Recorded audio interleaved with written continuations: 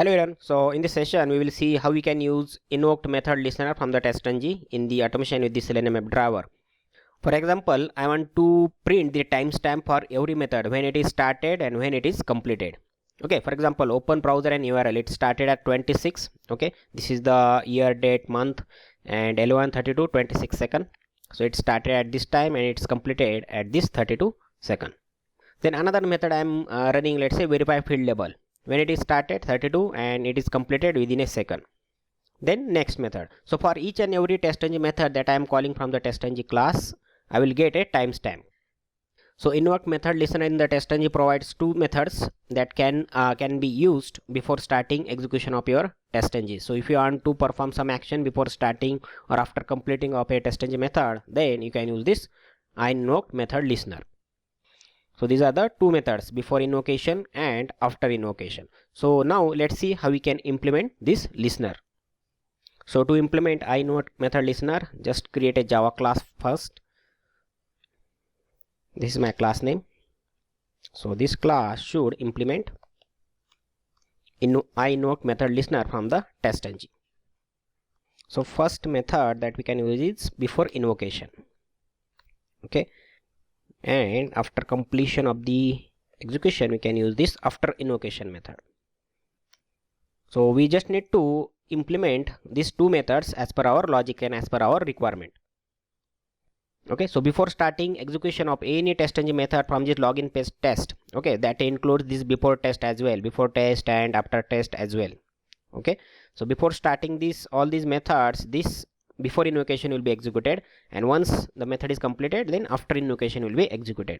So for now I am going to print the timestamp with the method name. So first let me add method to get the timestamp. So let's make a generic method over here, public string. It will return the string. So to get the local current time, you can use the local date time. Let's say now equals to local date time dot now. This method you can invoke. So we need to convert this time into our year, month, date, and hour, minute, second format. So we need to use the date formatter.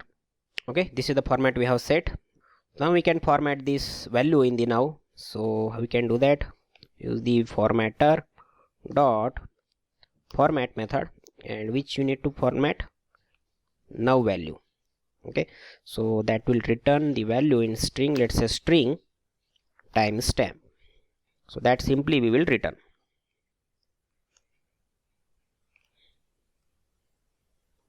So we just created this generic method. So we just need to call this method in these two methods. Let's print the statement now. Timestamp. Just call the method get timestamp. Then again we need to get the method name that is being executed. So that for that purpose you can use this method. Execution starting, and using the method we will get the name.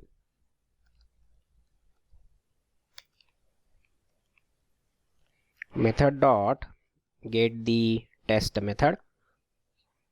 Okay, dot get method name. Okay, so this is how we will get the name of the TestNG method. So same we will add in the after invocation as well. So here I will copy it. Same, we just need to change, let's say execution completed. So now just we need to provide our custom listener information through TestNG XML or in the login page test. Okay, so let's use the @listeners annotation. So here I will add the IInvokedListeners dot class. Okay, and we need to import the class. So now this listener will be listen to the events for all the TestNG methods from this login page test. Okay, and another way is in the TestNG XML you can add that information in the listener tag. Okay, just here provide the your listeners class name. Okay, so as of now it is commented. Let's use from the TestNG class itself. So how we can run it? You just go to the TestNG XML and run as TestNG XML.